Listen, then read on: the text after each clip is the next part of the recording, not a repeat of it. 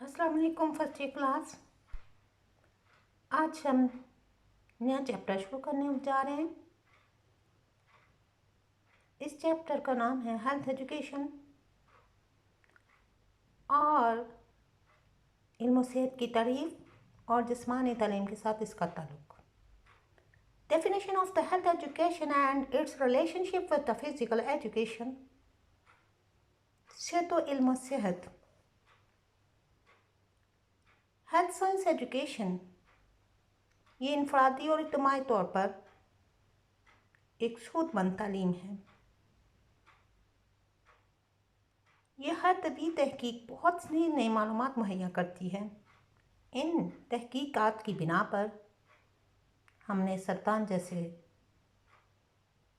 मर्ज से भी कंप्लीटली तो छुटकारा नहीं पाया, लेकिन बहुत कम केसेस शुरू हो गए हैं। इसके अलावा दिल की बीमारियां, ज़हनी और दिमागी बीमारियां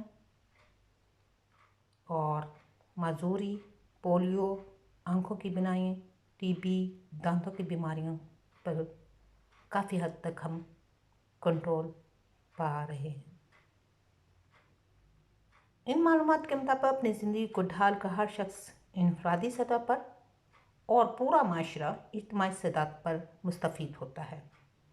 इल्म सेहत एक तरह से इंसानी ज़िंदगी पर असरअंदाज होती है और सेहत और तालीम का बहुत ही गहरा ताल्लुक है। दरअसल सेहत का तालीम के साथ ताल्लुक ये है, अगर आप सेहतमंद हैं तो आप तालीम हासिल कर सकते हैं। अदरवाइज़ अगर कोई बच्चा सेहतमंद नहीं है, किसी बीमारी में मुब्तला है, तो वह तालीम हासिल नहीं कर सकता।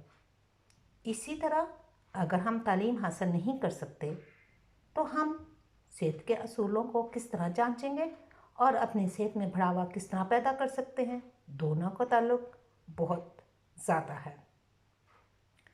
हम सेहतमंद होंगे तो तालीम से इस्तिफ़ादा हासिल करेंगे और तालीम हमारे पास होगी तो हम अपनी सेहत में बढ़ावा पैदा कर सकते हैं। गिलबर्ट कहते हैं कि इंसान को अपनी सेहत की हिफाजत करने और इसमें बेहतरी के लिए तालीम याफ्ता होने की ज़रूरत है। इसी तरह तालीम से पूरी तरह इस्तिफ़ादा हासिल करने के लिए मुकम्मल तौर पर सेहतयाब होने की भी ज़रूरत है। तालीमुल सेहत की इनफरादी हैसियत निसाब में शामिल दूसरे मज़ामीन से मुख्तलिफ है, जैसे कि जोग्राफ़ी है या मैथ है। इसमें शामिल तमाम मज़ामीन इंसानी सेहत के हर ऐसे पहलू और मसले से मुतल्लिक है जो बेहतर अंदाज में ज़िंदगी गुजारने के लिए हमें ज़िंदगी गुजारने के काबिल बनाता है। तालीम सेहत न सिर्फ सेहत से मुतालिक साइंसी मालूमात फराहम करती है, बल्कि सेहतमंदाना ज़िंदगी गुजारने का शऊर भी पैदा करती है। इल्म सेहत जो है वो बिफोर टाइम और आफ्टर टाइम आपको ऐसे मेथड बताती है। बिफोर टाइम बीमारियों के आने से पहले उनको हमने किस तरह कंट्रोल कर लेना है, और अगर बीमारी आ गई है तो उसको किस तरह हमने डील करना है। बिफोर टाइम जिस तरह डेंगू है, हम उसके एहतियाती तदाबीर अख्तियार करके हमें पता होगा तो कि हम डेंगू से हम अपनी सेहत को किस तरह बरकरार रख सकते हैं। इन असूलों को अपना कर हम अपने आप को इससे बचा सकते हैं। इसी तरह कुछ आफ्टर बिफोर टाइम और आफ्टर टाइम बहुत सारी बीमारियां हमें आ जाती हैं, सपोज करते हैं।